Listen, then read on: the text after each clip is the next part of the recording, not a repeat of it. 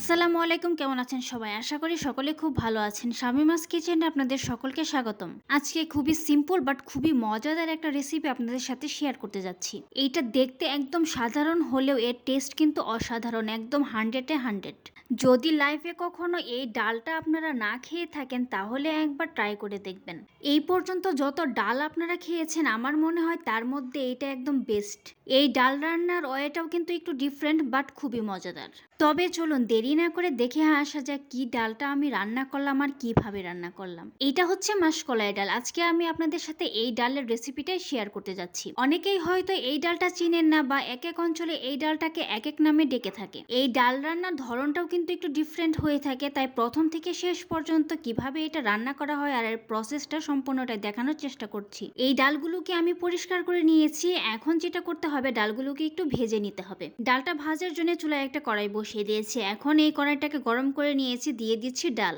একসাথে করে সবগুলো ডাল নিয়ে ভাজতে যাবেন না, তাহলে কিন্তু ভাজাটা সুন্দর হবে না। অল্প অল্প করে ডাল নিয়েই কিন্তু আপনাকে ভাজতে হবে। এই ডালটা ভাজার সময় অবশ্যই খেয়াল রাখতে হবে নাড়াচাড়া যেন বন্ধ না হয়, একদম নাড়াচাড়ার উপরেই রাখতে হবে। আর হ্যাঁ, অবশ্যই চুলার আঁচটা যেন একদমই হাই হিটে না থাকে, চুলার আঁচটা একদম মিডিয়াম টু লোতে রেখে কিন্তু ডালটাকে ভেজে নিতে হবে।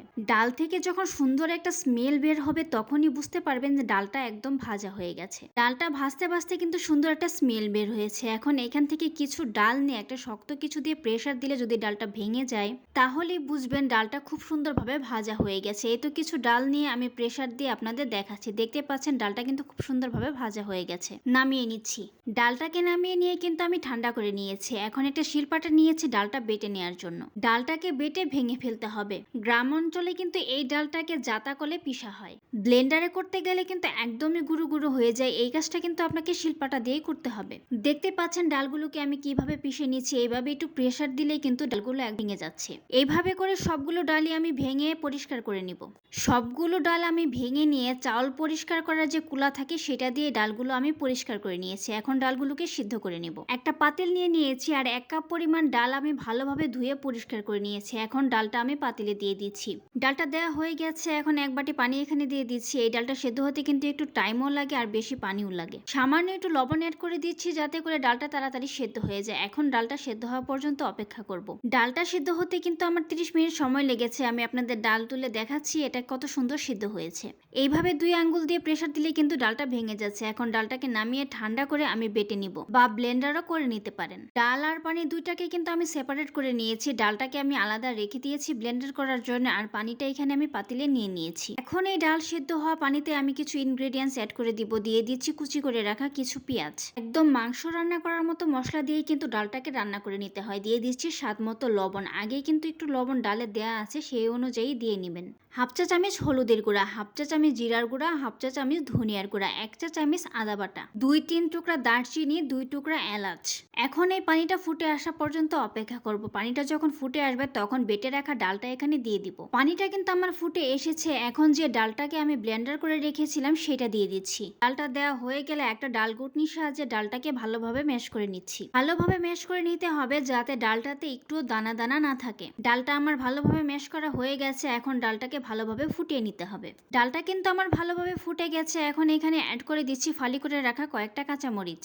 সবকিছু দেওয়া শেষ। এখন ডালটাকে বেশ কিছুটা সময় ধরে ফুটিয়ে নিতে হবে যাতে ডালটা একদম ঘন হয়ে যায়। ডালটা কিন্তু আমার হয়ে গেছে। দেখতেই পাচ্ছেন ডালটা কতটা ঘন হয়েছে। এটা নামানোর পর ঠান্ডা যখন হয়ে যাবে তখন কিন্তু আরো অনেকটাই ঘন হয়ে যাবে। এখন ডালে আমি বাগার দিয়ে নিব। সেই জন্য চুলে একটা কড়াই বসিয়ে দিয়েছি। কড়াইটা গরম হয়ে আসলে দিয়ে দিচ্ছি তেল। এটা গরম হয়ে আসার পর দিয়ে দিচ্ছি রসুন কুচি, পেঁয়াজ কুচি। এখন রসুন আর পেঁয়াজটাকে নেড়েচেড়ে ভেজে নিতে হবে। একটু ব্রাউন কালার হয়ে আসলে দিয়ে দিচ্ছি জিরা ফোড়ন, 2টা তেজপাতা মাঝখান থেকে ফালি করে দিয়ে দিচ্ছি। এখন নেড়েচেড়ে পেঁয়াজ আর রসুনটাকে একদম গোল্ডেন ব্রাউন কালার করে ভেজে নিব। পেঁয়াজ রসুনটা আমার ভাজা হয়ে গেছে। এখন নামিয়ে আমি ডালে দিয়ে দিচ্ছি। ডালে দিয়ে ভালোভাবে নেড়েচেড়ে মিশিয়ে নিচ্ছি। এখন ডালটাকে নামিয়ে আপনাদের পরিবেশন করে দেখাচ্ছি। তৈরি হয়ে গেল খুবই মজাদার মাসকলাইয়ের ডাল। এটা ভাত, রুটি বা পোলাও সবকিছুর সাথেই খেতে কিন্তু অসম্ভব মজা লাগে।